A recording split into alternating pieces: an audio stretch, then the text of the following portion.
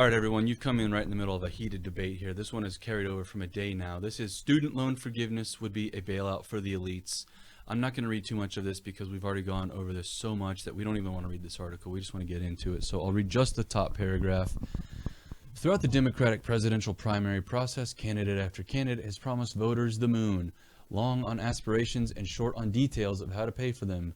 Blah, blah, blah. Regardless, we're not going to get into this. We'll get right into what we were talking about. So we were talking yesterday about student loans and the student loan debt crisis and all that issue. And I had sat there and I didn't even know what I was getting myself into. I simply said, you know, if one of this, it's a multi-variable problem is what I said. And one of the ideas that I had suggested was student debt loans are the only type of loan in the United States that you cannot declare bankruptcy on. If we want to really do this student loan forgiveness, instead of just doing this kind of a socialist idea of just erase all the debt and take it from the taxpayers, why not just change the law, make an addition that says if you have a student loan, you can declare bankruptcy on that. Make personal responsibility the ultimate ending game right there. One by one, student one can uphold his deal and pay off his debt. Student two can bankrupt himself over it and go with those consequences.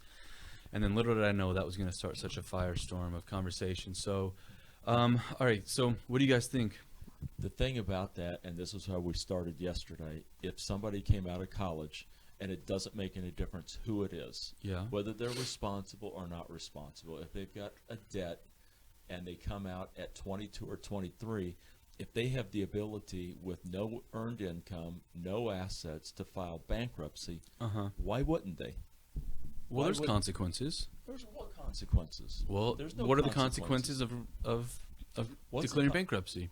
You can't file bankruptcy for another 7 years. Wahoo! Yeah, but you're also limited in being able to take credit out. So for the next 7 years, you couldn't get like a credit card or credit lines, home loans. You know, you could maybe if you have like a co-signer or. And it's public information.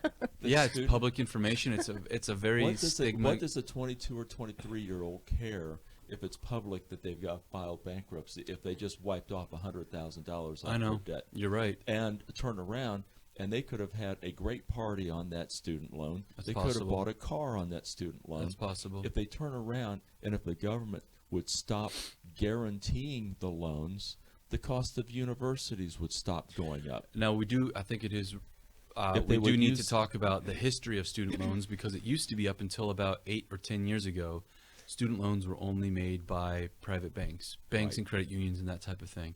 It was roughly 8 years ago or so that the government started backing them all, and then in the last few years, maybe 4 or 5 or 6 years, where the government, it's either Freddie Mac or Fannie Mae, I forget which one, but just took over the entire student loan industry. So now the U.S. government makes all student loans and guarantees all student loans. And what's happened since then? The cost of universities and the cost of college has skyrocketed. Yeah, well, I mean, it was going up when the banks were making the loans, because at that point, the banks were making the loans, but the government still guaranteed those loans. So for maybe 15 to 25 years now, it's just gone straight up. So they should use the student loans to pay for books and tuition, room and board. Okay, and so they shouldn't be able to declare bankruptcy? No. Why would they? Chelsea, what do you think? So I have student loans, and the first 2 years of my college, I had on a scholarship, books and tuition, but that didn't cover my dorm room, and it didn't cover my meal plan.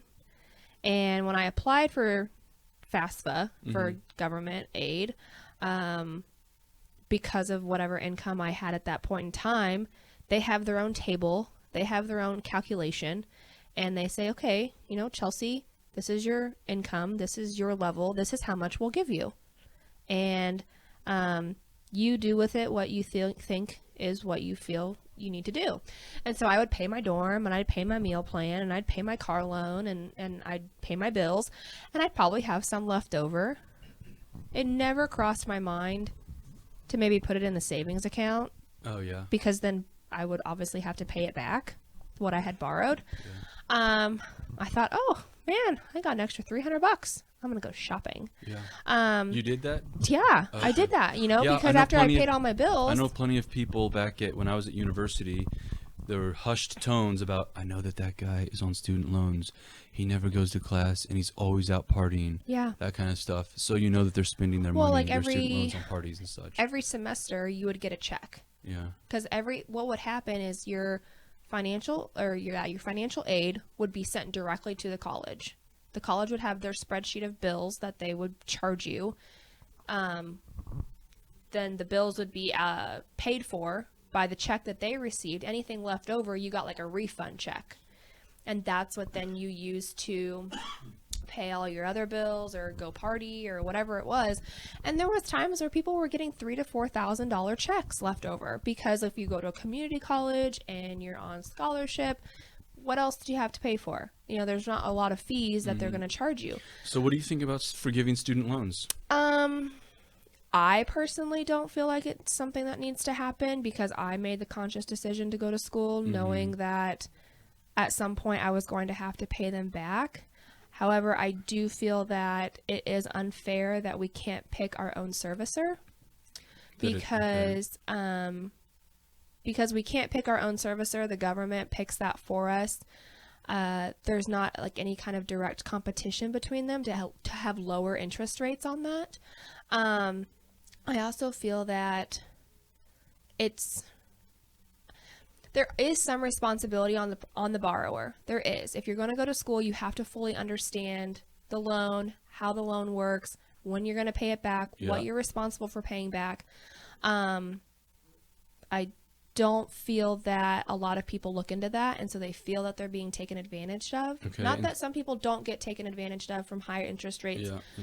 So you're against a blanket student loan forgiveness. Yeah, I'm against that. And you're against a blanket student loan forgiveness? If you take out a loan, you should be responsible, and you should realize that at some point you have to pay it back. So you're okay with people taking out like a home loan or a business loan and being able to go bankrupt on it? No.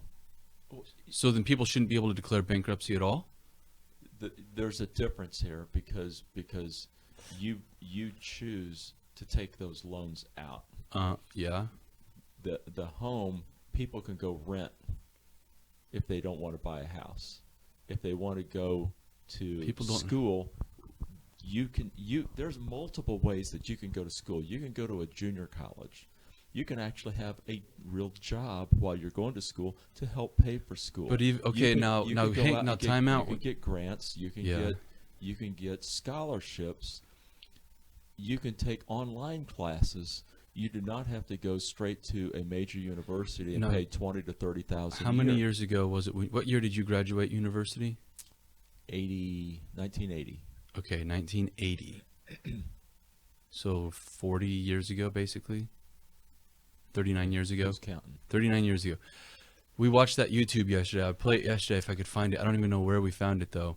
Yeah. The cost of university has gone up like 300% since then. The number of people enrolling in university has gone up like 500%. So the amount of grants, the amount of scholarships that are available are much more, scarce right now. Now you say junior college has gone up just as much. No. Let's get back to the student loan thing, though. When I say that, Chelsea, I never asked you, are you for or against allowing people who take out a student loan to be able to declare bankruptcy on that? I don't know enough information on the whole bankruptcy process to say yes, you should be able to, or no, you shouldn't be able to.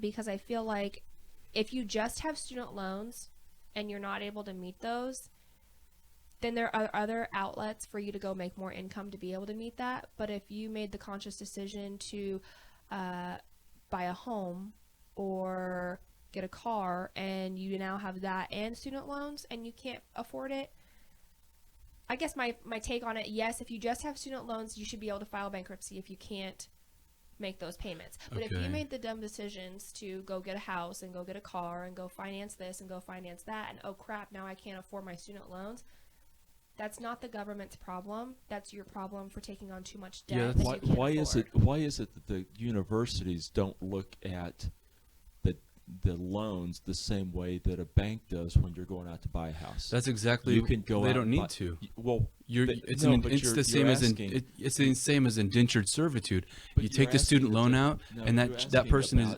If somebody should file bankruptcy on a house, the bank says you can only use a certain percentage of your income toward a house.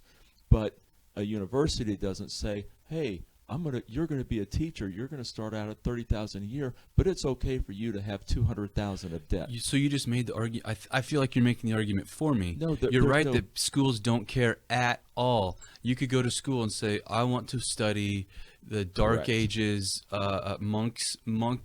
Yes. Gregorian chanting from the Dark Ages, Yes. and that'll be my and like, cool. That's going to cost you $140,000. All right, here's your. Schools don't care because the loans are being guaranteed. They don't care because the loans are guaranteed. My argument is that the free market will adjust itself if students are allowed to bankrupt themselves.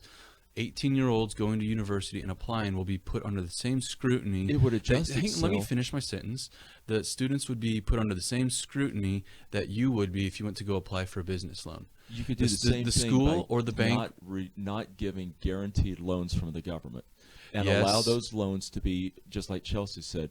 Let the institutions negotiate the best rate that they can get. I think that's another great idea. Because like I said at the now- very beginning, it's a multi-variable problem, and yes, not guaranteeing student loans by the government is one of those solutions I agree with. However, I think another one is allowing students to be bankrupt and bankrupt themselves of that debt. Now, here's what I'm just hypothesizing what might happen if that happened today. Let's say today President Trump writes an executive order that says any American can go through bankruptcy and discharge student debt. Yeah, probably in the next 6 months to maybe even 2 years, you're going to see a wave of people declaring debt, a bankruptcy on those student debts, right? And I think almost immediately before next semester, you're going to start seeing schools and so on that are actually going, now not all of them at once, but slowly you're going to see them immediately start interviewing and saying, okay, what are you actually coming here for? Or maybe it'll be the loan issuers, the government, knowing that they're about to give someone $140,000. Chelsea, how many people, you said you were at your FPU, and how many millions of dollars of student loan debt were in that room? Didn't you say there's like 5 million? I don't know if it was it wasn't all student loan debt. It was just a calculation of all debt throughout the class. And it was... Or was it on the video we watched yesterday where the guy said they pulled yes. The video we watched yesterday, the guy says he has a TV show and this audience was about 100 people or so. And they pulled, and it was like $6 million. $6 million worth of student loan debt just in that one audience. Yeah. You extrapolate that across America, and I feel like the debt issuers are going to say, okay, this many millions or billions of dollars, we're going to start asking you some questions. What was your ACT score? Oh, it was about 33. Okay, what was your SAT score? It was a 1600. Okay, good. What were you involved in high school? This and this and this. Okay, what are you studying? I want to be a mechanical engineer. Okay, we think that the return and the likelihood you actually finish and get a good job is high. Here's your loan. As opposed to, hey, did you finish high school? Yeah, what were your grades? Barely got C's. Did you do any activities? No. Were you involved in the community? No. What did you do? I just kind of like drove around the back country, the state highways, country roads, and drank beers with my friends. What do you want to go to university for? I don't know, general studies right now. And you want to go to a state school, it's going to cost $150,000? Yeah. No, we're not making that loan. And then the next effect, I think, again, I'm just hypothesizing, I think the next effect you're going to see is universities, like state universities, that then cut what they offer. We're no longer going to offer these low-tier, low-paying, low-quality degrees that really don't pay the students. You asked when I graduated. Yeah. When I graduated, we had trimesters. So instead of having a semester, they were shorter semesters. But I could get, realistically, I could get a year and a half's education, 2 years of normal education today in a year and a half.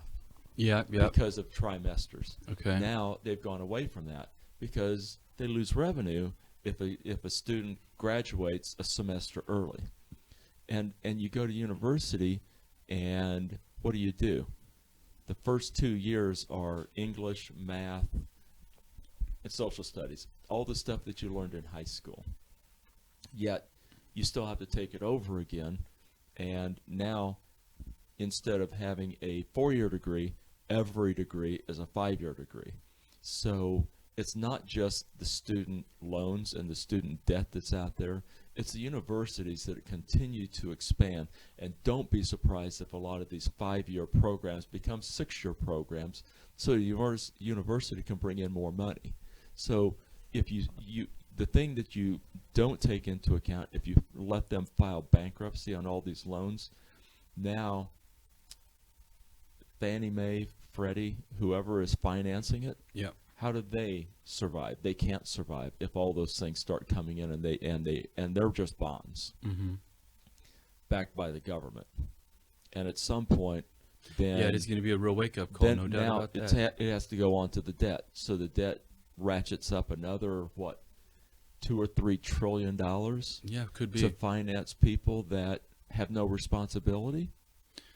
I also think that they need to, and whoever it may be, whether it be the government, whether it be the universities, whether it be the states, need to value the return, like you were talking about, on a doctor's education or a teacher's education or whoever or whatever you want to be, because my husband and I went to the same university, both paying out of state, but because I actually went to the business school and he went to the communications school, I ended up paying an extra $4,000 a semester just because of the study that I wanted to do. Is there a study out there that shows that me paying an extra $4,000 a semester is going to generate a bigger return and have my income be higher? Well, ideally, you as a student would take that responsibility. Correct, of figuring that, right. So. I just feel like there needs to be, and not necessarily a standard, but there needs somebody to be in there to justify what is it really worth to pay for a business degree. Yeah, everything adjusts at some point. Universities will also adjust, and I made this comment that I think is going to hold true, is that before long, the only person that's going to go to a major university are going to be people looking for a professional degree. You're going to have more and more people, more and more kids going to trade schools, and you're going to have a need for the carpenter, the plumber, the electrician, the heating and cooling, and they can get that at a trade school, and there's no reason for that person. Same with coders and developers. Coders and developers really don't need to go to a state school. They could go to a trade school. It's a modern day trade. There's a trade school right now that is in Atlanta. Okay, it's expanding. Final thoughts, because we're way over time. Okay. Anything else? You're against it? I'm against it. You're still against it? If you only have student loans and you cannot make the debt, and you cannot make the payments on the income that you have, I feel like, yes, bankruptcy, it should be allowed. It should be allowed. It should be allowed. If it's your only debt? If that's your only debt. If you were dumb and made other decisions and incurred more debt, and now you can't afford your student loans, nope, not an option. Okay. Well, you know what? Nobody's asking our opinion right now, so whatever. It's just an argument right now. So that's all we've got right now. But everybody, thanks for watching, and comments or call us if you want to discuss this more, all right? Thanks. See ya.